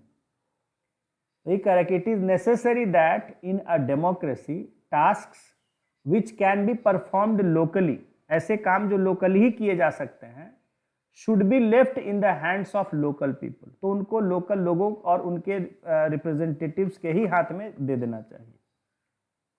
Common people are more familiar with their local government than with the government at the state or national level. जो आम आदमी है वो अपने लोकल गवर्नमेंट से ज़्यादा उसकी वो समझ उसको जानता है, समझता है, बजाय कि स्टेट गवर्नमेंट या नेशनल गवर्नमेंट। कि अब कहीं गांव में सड़क बनानी है, अब उसके लिए प्लान बनाए केंद्र सरकार और राज्य सरकार, तो वो कुछ का कुछ करते रहेंगे। वो बेहतर है कि जो है लोकल लेवल पर जो वहाँ पर है, गांव के पंचायत है, तो पंचायत के या ब्लॉक लेवल पर दे दिया जाए कि हाँ भाई वहाँ सड़क बनानी है, तो कैसे उसका कहाँ से पास होगा, कैसे कैसे किस तरह की सड़क कितने खर्च में बनाई जाए, ये वही और सरपंच वगैरह मिलके उसमें तय कर लें, बजाय इसके कि वो यूनियन या स्टेट लेवल से उसको किया जाए। They are also more concerned with what local government does or has failed to do so as it has a direct bearing and impact on their day to day life. कह रहा है कि जो है वो, क्योंकि जो लोकल लेवल पर लोग होते हैं, जो लोकल लेवल पर गवर्नमेंट होते हैं, उन्हीं को ज़्यादा चिंता इस बात से वो जुड़े होते हैं कि भाई लोकल गवर्नमेंट क्या कर रही है, ठीक है, या क्या नहीं की है, क्योंकि ये उनका जीवन पर सीधे असर होता है। वो लोग सीधे प्रभावित होते हैं इस चीज से, तो इसलिए उनको इस बात की चिंता होती है कि भाई क्या वो कर रहे हैं या क्या नहीं किया है अब तक, तो इसलिए उन पर छोड़ देना चाहिए।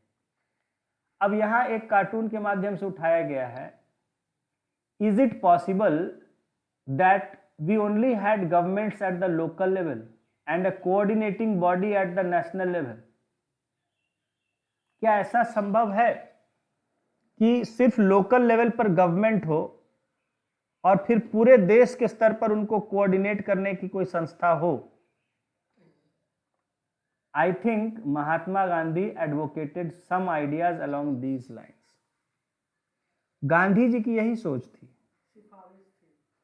वो ग्राम स्वराज, उनका था ग्राम स्वराज, कि विलेज सेल्फ गवर्निंग विलेजेस हों बस देश में, और फिर बस उनको कोऑर्डिनेट करने के लिए ऊपर में एक पूरे देश के स्तर पर एक बॉडी हो जिससे हर गांव जुड़ा हुआ हो देश का। तो उनकी सोच थी कि हमारा देश जो हो ऐसा देश हो which a country of self governing villages.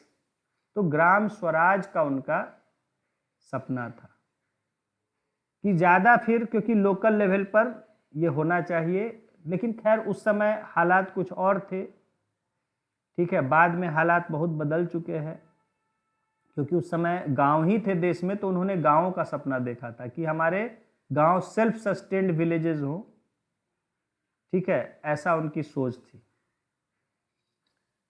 तो वही यहाँ एक सवाल उठे कि क्या ऐसा संभव है कि सिर्फ लोकल लेवल पर ही सरकारें हों, सरकारें सिर्फ लोकल लेवल पर हो और उनके ऊपर जस्ट एक कोऑर्डिनेटिंग वो हो नेशनल लेवल पर।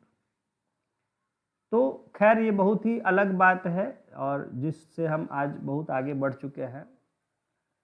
तो एक वो भी सोच थी, ग्राम स्वराज का उनका कंसेप्ट था, उसी बात को यहाँ उठाया है। Because at that time India was country of villages, तो वो उनका सोच था कि जो है विलेज लेवल पर ही सिर्फ एक्चुअल में लोकल गवर्नमेंट होनी चाहिए, सब गांव स्तर पर ही तय होना चाहिए वहाँ क्या करना है और फिर उसको कोऑर्डिनेट करने वाली एक नेशनल बॉडी हो, ठीक है। लेकिन वो प्रैक्टिकल नहीं था। अब 6 लाख गांव हैं, तो 6 लाख गांवों को एक जगह से खाली कंट्रोल करना, it was not a very practical thinking. तो खैर ठीक है, मतलब उस समय उनकी सोच थी ऐसी। हालांकि वहाँ से आगे हम लोग बहुत बढ़ चुके कि हम 3 लेवल की हमारी हायरार्की है कि एक नेशनल गवर्नमेंट है, फिर स्टेट गवर्नमेंट है और फिर लोकल गवर्नमेंट्स। तो नेशनल गवर्नमेंट जो है पूरे देश के स्टेट गवर्नमेंट्स को कंट्रोल एक कोऑर्डिनेट करती है। स्टेट गवर्नमेंट जो होती है फिर वो हर जगह के लोकल गवर्नमेंट को कोऑर्डिनेट करती है ना। इस तरह से व्यवस्था हमारी चल रही है। सो दस strengthening local government is like strengthening democratic processes. तो कहा जा रहा है कि अगर हम लोकल गवर्नमेंट को मजबूत करते हैं तो इस तरह से हम जो है एक लोकतांत्रिक प्रक्रियाओं को मजबूत करते हैं। लोकतंत्र, डेमोक्रेसी का मतलब क्या है? Rule of the people. तो अगर हम लोकल गवर्नमेंट मजबूत कर रहे हैं मतलब हम रूल ऑफ द पीपल को और बेहतर बना रहे हैं।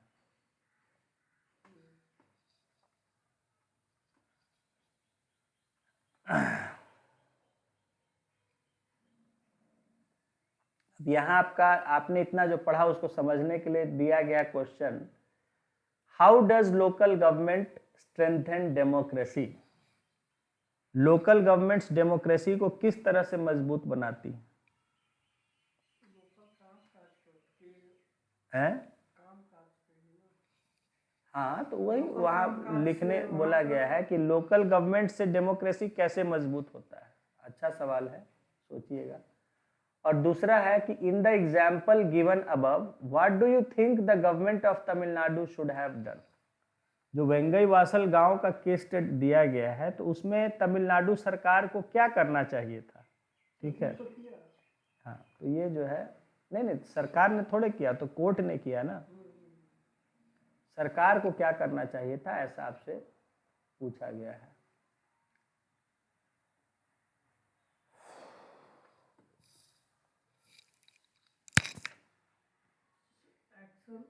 एक्शन लेना डिस्ट्रिक्ट कलेक्टर के प्रति इतना पावर तो था नहीं गांव के पंचायत।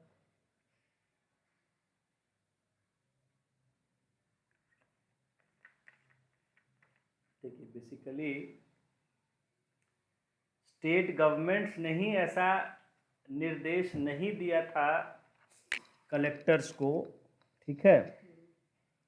क्योंकि अभी आप हिस्ट्री नहीं जान रहे हैं कि कैसे डेवलप हुआ हमारे यहाँ, इसलिए आप इस बात को अभी नहीं समझ पा रहे होंगे।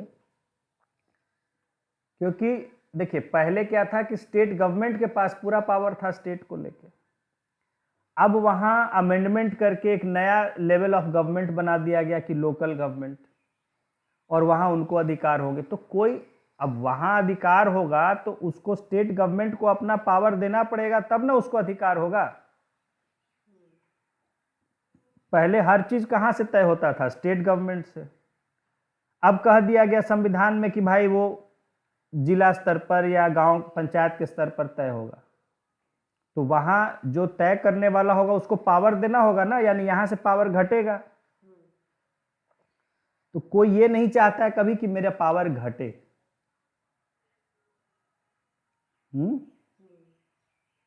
कोई ये नहीं चाहता है कि मेरा पावर घटे या मेरा अपना पावर कोई किसी को देना नहीं चाहता है। ये दुनिया का उसूल है, ठीक है ना। तो इसलिए वहाँ पर तमिलनाडु या कोई भी स्टेट गवर्नमेंट ने वो नहीं चाहते थे कि लोकल जो बन गए हैं इनको पावर दिया जाए। अब उसके कई कारण थे। एक कारण थे कि भाई नए नए में समझ नहीं होती है, पता चला बिना सोचे समझे पावर दे दिया तो वो मिसयूज करने लग जाते हैं, करप्शन होने लग जाता है, वो भी एक बात है। लेकिन दूसरी तरफ ये होता है कि पावर इसलिए भी नहीं देते हैं क्योंकि भाई सिर्फ ईगो, कि भाई हम क्यों अपना पावर दे दें, हम क्यों अपने पावर, अब वो हमसे पूछने नहीं आएगा, अपने आप से फैसला करेगा। ऐसे हर चीज के लिए हमसे पूछने आता है, ठीक है ना। तो वहां पर सरकार को क्या करना चाहिए था, ये सब हम लोग समझेंगे जब हम देखेंगे। यहाँ अब है growth of local government in India. हमारे यहाँ लोकल गवर्नमेंट का ग्रोथ कैसे हुआ। हालांकि हम एंशियंट टाइम्स में जाए तो हमारे यहाँ लोकल गवर्नमेंट्स बहुत पहले से थी, ठीक है ना, हमारे यहाँ। लेकिन ये मॉडर्न टाइम्स में कैसे लोकल गवर्नमेंट का डेवलपमेंट हुआ उसके बारे में हम यहाँ पढ़ेंगे। Let us now discuss how local government has grown in India and what our constitution says about it. अब हम ये जानेंगे कि लोकल गवर्नमेंट का जो कंसेप्ट है कैसे हमारे देश में मॉडर्न टाइम, मैंने बताया कि पहले भी था हमारे यहाँ, मतलब मौर्य और उससे पहले से ही जो है हमारे यहाँ लोकल गवर्नमेंट थे। लेकिन मॉडर्न टाइम्स, क्योंकि उसके बाद में उसका सब चेंज हो गया स्टाइल ऑफ गवर्नमेंट जो है। जब से मुगल आए तो एक जगह से सेंट्रलाइज्ड गवर्नमेंट का कंसेप्ट आ गया, ठीक है ना, कि नहीं सब चीज़ दिल्ली से तय होगा, हर चीज़ दिल्ली से तय होगा। हाँ, जब से एम्पायर का कंसेप्ट हो गया।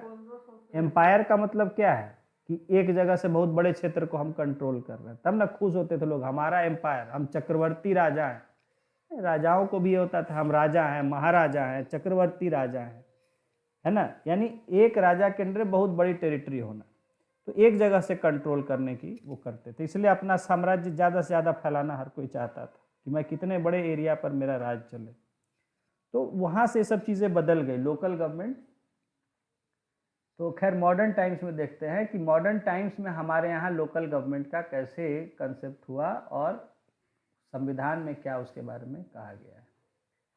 देखिए लिखा है कि it is believed that self governing village communities existed in India from earliest times. देखिए अभी वही अगला लाइन वही कह दिया, ठीक है ना, कि it is believed that self governing village communities, अपना ही गांव में अपनी व्यवस्था चलाने वाले, शासन चलाने वाले ऐसे समुदाय earliest times in the form, उनको सभा बोला जाता था, विलेज असेंबलीज, सभा कहते थे। In the course of time, these village bodies took the shape of panchayats, an assembly of 5 persons. Panchayat 5 से होता है, 5 लोग। And these panchayats resolved issues at the village level. तो गांव के स्तर पर ये पंचायत ही होती थी जो तय करती थी। पहले 5 लोग होते थे, पंच, इसलिए पंचायत पंच बोलते थे। तो 5 लोग मिलके तय करते थे गांव के सारे मुद्दे। Their role and functions kept on changing at different points of time. तो समय के साथ साथ उनका जो रोल था, भूमिका थी, और उनके जो फंक्शंस थे वो बदलते चले गए। अंग्रेज़ों ने आए तो वो इन्होंने सारी पंचायती व्यवस्था को चौपट कर दिया, ठीक है ना। ये आप पढ़ चुके हैं मॉडर्न इंडिया में कि अंग्रेज़ों ने यहाँ जो ट्रेडिशनल सिस्टम था पंचायतों का उसको ख़त्म कर दिया था। उसी को फिर से गांधी चाहते थे रिवाइव करना। ये मुगल लोग भी खत्म कर दिया था ना? नहीं, मुगल लोग खत्म नहीं किए थे, लेकिन मुगल लोग में था कि ये चल रहे थे, क्योंकि भाई एम्पायर था लेकिन वो लोकल लेवल पर वहाँ वो रहता था, कुछ मतलब मामले वहाँ पर ओवरऑल गाइडेंस रहता था, ठीक है। लेकिन लोकल मामलों में थोड़े मुगल अब तय करता कि किस गांव में क्या हो रहा है। भाई गांव में कोई, अब कोई लड़का लड़की को किसी का अपने कास्ट के वो कर रहा है तो वो मुगल बादशाह थोड़े वहाँ से वो करते थे कि उसके साथ क्या करना नहीं करना। तो पंचायतें थी, ठीक है, लेकिन हाँ मैंने बोला कि सेंट्रलाइजेशन का टेंडेंसी बहुत ज़्यादा हो गया था, तो बहुत लिमिटेड उन लोग को अपने खाली मतलब सामाजिक मामले में अधिकार होता था। तो पंचायतें थी, लेकिन अंग्रेज़ों ने आके उसको पूरी तरह ख़त्म कर दिया। In modern times, elected local government bodies were created after 1882. 1882 के बाद इलेक्टेड लोकल गवर्नमेंट बॉडीज की स्थापना हुई, ठीक है ना, कि मतलब चुनाव होने लग गए कि हाँ भाई लोकल गवर्नमेंट में कौन लोग रहेंगे, उसके लिए चुनाव होने लगे. Lord Ripon, who was the viceroy of India at that time, took the initiative in creating these bodies. तो लॉर्ड रिपन जो कि एक पॉजिटिव एटीट्यूड, इंडियंस के तरफ पॉजिटिव एटीट्यूड रखने वाले एक वाइसरॉय थे, तो उन्होंने इसमें काफ़ी किया, इसलिए उनको फादर ऑफ लोकल गवर्नमेंट्स कहा जाता है. कि उनको लगा कि नहीं, यहाँ सरकार बेहतर तभी चल सकती है जब लोकल गवर्नमेंट्स जो है वो इफ़ेक्टिवली काम करें. अब हर चीज़ के लिए आप गवर्नर के पास जा रहे हैं, प्रोविंशियल या सीनियर ऑफिसर्स के पास जा रहे हैं, तो उससे वो परेशान हो जाता है कि भाई अब कहाँ किस गांव का हम हिसाब करते रहें. तो उसके लिए लोकल गवर्नमेंट्स का ठीक से काम करना बहुत ज़रूरी है. तो वाइसरॉय रिपन जो थे, उन्होंने जो है लोकल गवर्नमेंट बॉडीज़ को अच्छे से ये स्टार्ट किया, ठीक है. तो ऐसे बॉडीज़ उन्होंने बनाया. दे वर कॉल्ड लोकल बोर्ड्स, उन्होंने नाम दिया था लोकल बोर्ड कहते थे, ठीक है. However, due to slow progress in this regard, the Indian National Congress urge the government to take necessary steps to make all local bodies more effective. तो उन्होंने स्टार्ट तो किया था, हर जगह लोकल बोर्ड होते थे, है ना, जैसे हर बड़े शहरों में या छोटे जगहों पर वहाँ बोर्ड बनाए जाते थे, और वो बोर्ड में जो है वहाँ की जिम्मेदारी दी जाती थी कामकाज की. लेकिन इनका प्रोग्रेस फिर भी काफ़ी स्लो था. तो जो हमारा उस समय मूवमेंट चल रहा था, और उस समय नेशनल कांग्रेस जो थी, तो उन्होंने सरकार से कहा कि भाई इसमें तेज़ी लाई जाए और इनको शक्तियाँ दी जाए. बोर्ड आपने बना तो दिया है, लेकिन उनको पावर्स कुछ नहीं है. शुरुआत आपने की है, लेकिन उनको कोई पावर्स नहीं है, और इससे हम खुश नहीं हैं इतने. Following the Government of India Act 1919, village panchayats were established in a number of provinces. तो इंडियन नेशनल कांग्रेस के मांग पर गवर्नमेंट ऑफ इंडिया एक्ट 1919 जो आया, उसके बाद कई प्रोविंसेस में विलेज पंचायत्स इस्टेब्लिश की गई थी. 82 से स्टार्ट हुआ था. हाँ 82 से, लेकिन उतना पावर नहीं था. हाँ. और 19 में पावर देना इफेक्टिव हुआ. उन्होंने, देखिए होता क्या है कि भाई लॉर्ड रिपन, अब बहुत से अंग्रेजों के बीच में ऐसे कम लोग थे कि जो इंडिया के बारे में या सरकार के बारे में एक फेवरेबल या प्रोग्रेसिव एटीट्यूड रखते थे. लॉर्ड रिपन ऐसे बहुत कम में थे. और फिर तो लॉर्ड रिपन आए. अब लॉर्ड रिपन की बातों से सब तो सहमत नहीं ना होते थे, हैं? तो वो कहते थे, ऊपर से काम लोग करते नहीं थे. फिर अधिकारी जो थे, समझ रहे हैं बात. अब जैसे राजीव गांधी थे, अब उनकी सोच थी, बहुत कुछ बदलाव सुधार करना चाहते थे, तो खाली राजीव गांधी के सोचने से हो जाता? अब राजीव गांधी सोचते थे, लोग जो है सरकार में काम कर रहे थे वो सब करना ही नहीं चाहते थे सब, तो होता सुधार? नहीं होता. अभी भी राजीव गांधी फ्रस्ट्रेट हो गए थे सिविल सर्विस से, गवर्नमेंट में जो लोग काम करते हैं, कि भाई ये लोग कुछ करना ही नहीं चाहते हैं, खाली करप्शन में रहना चाहते हैं. तो कहने का मतलब खाली राजीव गांधी के सोचने से क्या होता? समझ रहे हैं? जब तक सरकार, अब खाली अकेले नरेंद्र मोदी पूरे भाजपा में एक रहे हैं और बाकी सब उनका विचार अलग रहे, तो सरकार कुछ इफेक्टिव कर पाएगी? नहीं कर पाई. तो वही हाल था कि रिपन करना चाहते थे बहुत कुछ, लेकिन बाकी कोई ऐसा नहीं सोचता था, ठीक है. तो इसलिए, क्योंकि होता क्या, सरकार एक आदमी से सरकार की सोच नहीं ना चलती है. तो लॉर्ड लिटन थे इनके पहले, जो बहुत कड़े प्रशासक थे और बहुत अत्याचार करने में, हर चीज़ को बिल्कुल कड़ाई से लागू करने में विश्वास करते थे. इतना कड़ाई करने लग गए कि भाई उनको बुला लिया गया कि भाई इतना कड़ाई मत करिए, लोग परेशान हो गए. तो फिर लॉर्ड रिपन को भेजा गया, उनके ठीक उल्टा थे, ठीक है. बहुत प्रोग्रेसिव, बहुत लिबरल माइंड के थे, हर चीज़ सोचते थे कि नहीं लोगों से मिला जुला के करना चाहिए. तो उन्होंने वो लोकल गवर्नमेंट का कंसेप्ट लाया, लेकिन कोई चाहता नहीं था भाई कोई चाहता नहीं था कि यहाँ के लोगों के लिए क्या क्यों किया जाए, हम यहाँ इतना दूर आके रह रहे हैं इनका सेवा करने के लिए, कि हम यहाँ आए हैं पैसा कमाने के लिए, इनको लूटने खसोटने के लिए। रिपन भी तो रिपन ने स्टार्ट किया था चीज़ों को, लेकिन वो बहुत ज़्यादा दिन थोड़े, फिर अगला आया तो फिर उनका अलग था रवैया। तो वही कहा गया कि रिपन ने स्टार्ट किया था, इसलिए उनको father of local government in India कहा जाता है मॉडर्न। लेकिन जो है वो उसका प्रोग्रेस बहुत स्लो था। बोर्ड बनाए थे उन्होंने, लोकल बोर्ड्स हर जगह बनाए, इस्टेब्लिश करवाए, लेकिन उन बोर्ड्स में कोई पावर अपना देना नहीं चाहता था, कोई काम नहीं करना चाहता था इस तरह का। तो इसलिए इंडियन नेशनल कांग्रेस ने डिमांड किया कि ये लोकल बॉडीज बनाए तो हैं आपने, लेकिन इनको इफेक्टिव बनाइए, खाली झूठ मूठ का किस लिए बोर्ड बना दिए, कुछ काम वाम करती नहीं है। तो गवर्नमेंट ऑफ इंडिया एक्ट 1919 के बाद विलेज पंचायत कई प्रोविंसेस में बनाए गए। This trend continued after the government of India act of 1935। और ये जो है फिर गवर्नमेंट इंडिया एक्ट 1935 का जब आया उसके बाद फिर से ये चीज़ इस तरह से पंचायतों का होता क्या था, बोर्ड बना देते थे तो बन तो जाता था, उसको पावर कुछ नहीं देते थे। ठीक है, तो इसलिए वो खाली नाम के बोर्ड हो जाते थे कि हाँ भाई बोर्ड बने हुए हैं। कहते थे भाई हमको पैसा नहीं, हम क्या करें, हमको पावर नहीं है, हम क्या करें, खाली मूर्त बना के बिठा दिया है। During India's freedom movement, Mahatma Gandhi had strongly pleaded for decentralisation of economic and political power. तो जो हमारा फ्रीडम मूवमेंट चला था उसमें गांधी जी ने जो है बहुत मजबूती से इस बात की मांग की थी कि जो फैसले लेने की शक्ति है, चाहे वो आर्थिक फैसले लेने की हो या राजनीतिक शक्ति हो, उसको डिसेंट्रलाइज मतलब एक सेंटर से हटा के हर जगह दिया जाना चाहिए, बांटा जाना चाहिए। जो एक जगह सेंट्रलाइज्ड है कि सारे फैसले गवर्नर ही कर रहे हैं, वहां से हटा के हर जगह हाँ फैलाना चाहिए, देना चाहिए। हाँ।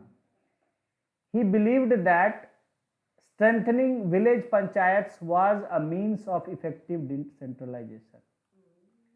उनका मानना था कि अगर हम ग्राम पंचायतों को अधिकार देते हैं, शक्ति देते हैं, तो इससे काफ़ी प्रभावी रूप से डिसेंट्रलाइजेशन होगा। All development initiatives must have local involvement in order to be successful. कह रहे कि सरकार के जो भी प्रयास हैं विकास के, उसमें स्थानीय लोगों का उसमें योगदान होना चाहिए, उनकी भागीदारी होनी चाहिए, तभी वो विकास का कदम सही तरह से लागू होगा। देखिए इसका मैं मॉडर्न टाइम्स में आपको एक दिखाता हूं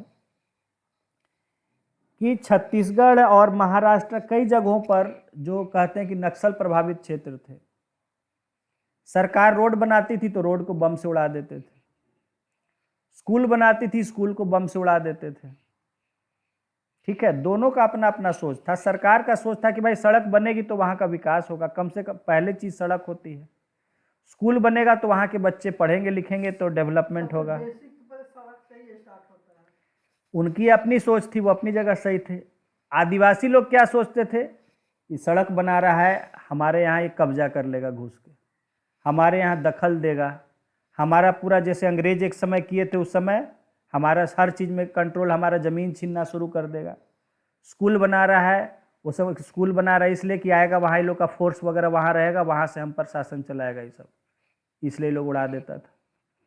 तो दोनों अपनी अपनी जगह सही थे। डेवलपमेंट तो हो नहीं रहा था, सरकार का पैसा जा रहा था, बर्बाद हो रहा था, सड़क बन रहा उड़ा दिया, स्कूल बन रहा उड़ा दिया, पैसा डूब गया सब। तो विकास का कदम तो उठाया, but was it effective? No. Why? Because there was no local participation. उन्होंने लोगों को कॉन्फिडेंस में लेके नहीं किया। तो लोगों को अपनी भावना समझाना जरूरी था कि भाई ये हम आपके विकास के लिए करना चाह रहे हैं, हमारा विश्वास कीजिए, हम आपका शोषण करने के लिए रोड नहीं बना रहे हैं, हम आप पर हुक्म और आप पर फोर्सेज लादने के लिए स्कूल नहीं बनवा रहे हैं। होता ये था कि स्कूल बिल्डिंग्स को ही अपना कैंप बना लेते थे लोग। भाई गलती तो आप ही ने ना किया, जो स्कूल पढ़ने के लिए बनाए गए थे वहां आप फोर्सेज का कैंप लगा लेते थे खाली करा के। तो नेचुरल है लोग सोचेंगे कि स्कूल आप इसलिए बनवाते हैं ताकि वहां कल को फोर्स का कैंप लगा दे। आपने स्कूल का मिसयूज करना शुरू किया अभी देखिए कल का एक फोटो यहाँ आया था इंडियन एक्सप्रेस में, कहाँ है कल वाला, हाँ यही है ना, इसमें था नहीं, अच्छा इसमें था,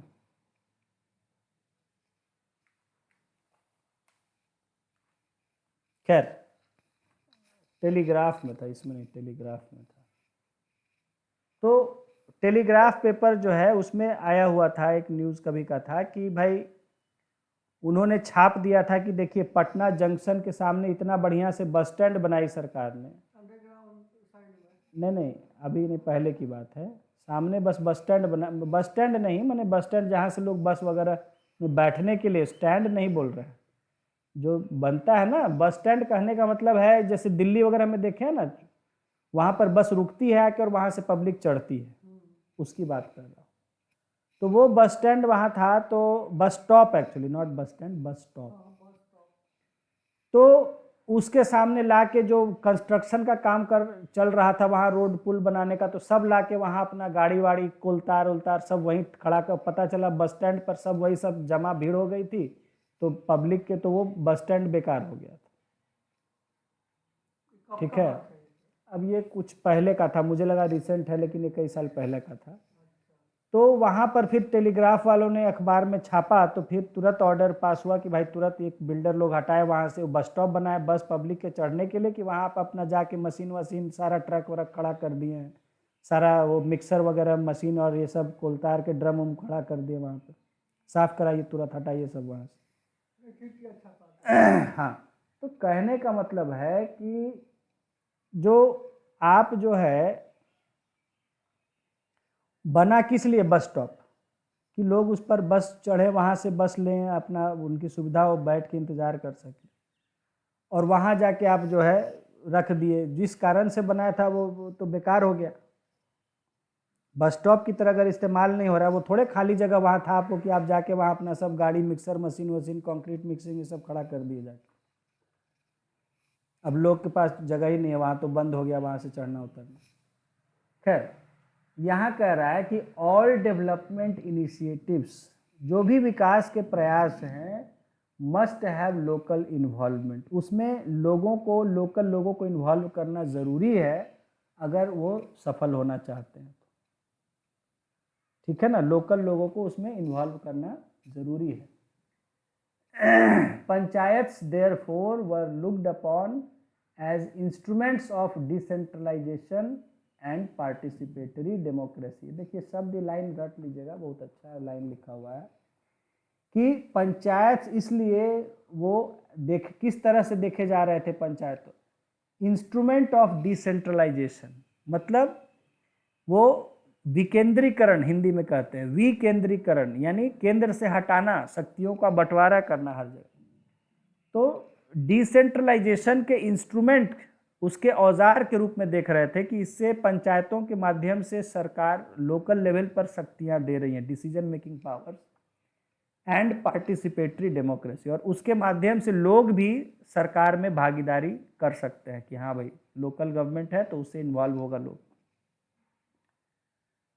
Our national movement was concerned about the enormous concentration of powers in the hands of Governor General sitting at Delhi, क्योंकि हमारे नेशनल मूवमेंट इस बात की बहुत चिंता रही कि सारी शक्तियां एक गवर्नर जनरल जो दिल्ली में बैठता था उसके हाथ में रहती थी। Therefore, for our leaders, independence meant an assurance that there will be decentralization of decision making, executive and administrative powers. तो इसीलिए जो लोग और जो हमारे नेता थे जो आज़ादी के लिए लड़ रहे थे, उनके लिए आज़ादी का मतलब था कि एक ऐसा भरोसा कि जब हम देश आज़ाद होंगे तो उस समय फैसले जो है लोकल लेवल से भी किए जा सकेंगे, डिसेंट्रलाइजेशन होगा, यानी ऐसा नहीं कि एक ही जगह से सारा फैसला लिया जाएगा, बल्कि हर जगह लोकल स्तर पर फैसला लेने की शक्ति होगी, चाहे वो सरकार की एग्जीक्यूटिव कोई कामकाज कराने की शक्ति हो या सरकार चलाने का, प्रशासन का व्यवस्था हो, सब डिसेंट्रलाइज्ड वे में होगा, यानी लोकल लेवल से किया जाएगा। यहाँ एक महात्मा गांधी का स्टेटमेंट दिया गया है कि the independence of India should mean the independence of whole of India. देश की आज़ादी का मतलब है कि देश, पूरे देश की जो भी लोग हैं देश में, सबकी आज़ादी। Independence must begin at the bottom. आज़ादी जो है उसकी शुरुआत सबसे निचले स्तर से, बॉटम से होनी चाहिए। 10 every village will be a republic. हर गांव अपने आप में रिपब्लिक होगा, यानी हर गांव का शासन वहीं से चलेगा। It follows therefore that every village has to be self sustained and capable of managing its affairs. तो गांव सेल्फ सस्टेन्ड होंगे कि अपना जो है जरूरत का चीज वहीं पैदा हो रहा है, वहीं अपना सब मामला निबट रहा है। And capable of managing its affairs, और अपने मामले वो खुद सुलझा लें। In this structure composed of innumerable villages, there will be ever widening, ever ascending circles। और एक ऐसी व्यवस्था में जिसमें कि पता नहीं कितने गांव, जैसे आपको पता है कि 6 लाख से ज्यादा गांव, तो एक ऐसा व्यवस्था होगा कि जिसमें असंख्य गांव होंगे। There will be ever widening, ever ascending circles. तो ऐसे सर्किल होंगे गांवों की आपस में, जो एक मतलब वो होगी जिसको हम कहते हैं क्या कहते हैं,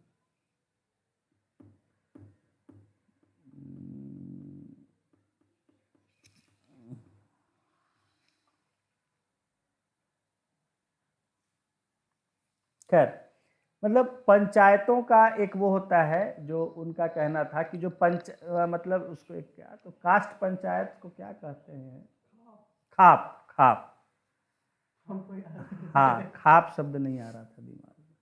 तो ये जो खाप कहते हैं, which is a collection of villages and village panchayat, तो इनकी की एक ऐसे सर्किल्स जो होंगे, जो जिनसे कि इंटरेक्शन होता है गांव का, ये लगातार फैलते रहेंगे, बढ़ते रहेंगे। तो there will be ever widening, ever ascending circles. तो गांव होंगे, और गांव का जो है आपस में जो सर्किल होगा वो लगातार फैलते रहेगा, बढ़ते रहेगा, कि वो जितना ज़्यादा से ज़्यादा इंटरेक्शन करेंगे, डेवलप होंगे। Life will be a pyramid with the apex sustained by the bottom. जो जीवन होगा वो एक पिरामिड की तरह होगा, ठीक है, जो कि पिरामिड जो है, हाँ, जैसे पिरामिड होता है, तो पिरामिड क्या है, वो किसके आधार पर बसा हुआ रहता है, बॉटम पर वो बसा हुआ रहता है। बॉटम, हाँ, एपेक्स जो होता है, टॉप, वो एक्चुअली बेस पर टिका होता है। तो ये बेस का काम करेंगे विलेजेस, और उस पर ये जो देश है हमारा वो एक पिरामिड की तरह टिका होगा। तो इस तरह की महात्मा गांधी की, हाँ, सोच थी कि गांव होंगे, गांव अपना मामला खुद वो करेंगे, सेल्फ सस्टेन्ड होंगे, सेल्फ मैनेज्ड होंगे, और entire country will be collection of self sustained villages. क्योंकि भाई गवर्नमेंट की जरूरत तो अपने जगह ही पर होती है, तो जो भी मामले हैं वो अपना गांव पर लोग तय करेंगे, और बस ऊपर से उनको कोऑर्डिनेट करके एक गांवों का देश, कहते थे भारत गांव का देश है। हम लोग यही पढ़े जब हम लोग बच्चे थे, तो हम लोग को यही पढ़, भारत गांव का देश है। तो गांवों का देश की जो सोच थी, India is a land of villages, तो उन विलेजेस के बारे में उनका सोच था उस समय कि सेल्फ सस्टेन्ड विलेजेस होंगे, और उन विलेजेस को ऊपर से जो नेशनल गवर्नमेंट होगी जो कोऑर्डिनेट करेगी पूरे विलेजेस को, ठीक है। तो ये उनकी सोच थी। अब आज तो बहुत अलग हो गया देश का स्वरूप। यूनियन गवर्नमेंट का अलग पॉलिटिक्स है, स्टेट गवर्नमेंट का अलग पॉलिटिक्स है, और गाँव का तो आजकल कहीं कोई नाम ही नहीं है, बेचारे गाँव गाँवे बने हुए हैं, ठीक है। जबकि वो गांव को ही मेन हाईलाइट बनाना चाहते थे पॉलिटी का, कि हर गांव पर फोकस हो, ताकि हर गांव अपना विकास करे, है ना, गांव ही केंद्र में रहे पॉलिटिक्स के, कि पॉलिटिक्स, हाँ, हर जगह गांव में क्या चल रहा है, और बस उन गांवों को एक आपस में कोऑपरेट करने के लिए एक वीक नेशनल गवर्नमेंट हो, जिसका खाली काम हो कोऑर्डिनेशन करना गांव का, बस, ठीक है। लेकिन आज देखिए बहुत ही अलग हमारी राज व्यवस्था है, पॉलिटी है। गांव तो बेचारा कहीं भुलाया भटका हुआ है, गांव की कोई बात ही नहीं करना चाहता है, ना करता है। बहुत कुछ कोशिश किया गया, 73rd अमेंडमेंट, 4th अमेंडमेंट लाया गया, रूरल अर्बन, आज ये हाल है कि भाई एमबीबीएस बनता है, डॉक्टर बनता है, वो गांव में जाना नहीं चाहता है। टीचर बनता है, वो गांव में जाना नहीं चाहता है। ये तो शहर में पैसा मुझे कमाना चाहते हैं। बहुत ये अफसोस हुआ, मैं क्या कहूँ, जब मैं गांव गया मुझे लगा कि मैं अगर होता वास्तव में तो मैं बहुत मन से वहाँ पढ़ाता। जिस तरह का मैंने देखा और जो वहाँ बच्चों का मैंने देखा, शिक्षा के प्रति उनकी जागरूकता है, बेचारे उनके मन में एक रहता है, ट्रेडिशनल माइंडसेट है, सम्मान रहता है, वो सोच होती है। तो मुझे लगा, लेकिन वो मेरा था नहीं खैर। और तो देखता हूँ कि जो है गांव की तरफ सब गांव से भागना चाहते हैं, गांव में कोई जाना नहीं चाहता है। तो एक बड़ी ही आज अलग चल पड़ी है, उसमें हम लोग को कुछ करना होगा। ठीक है, और करें कि यहीं रहने दें?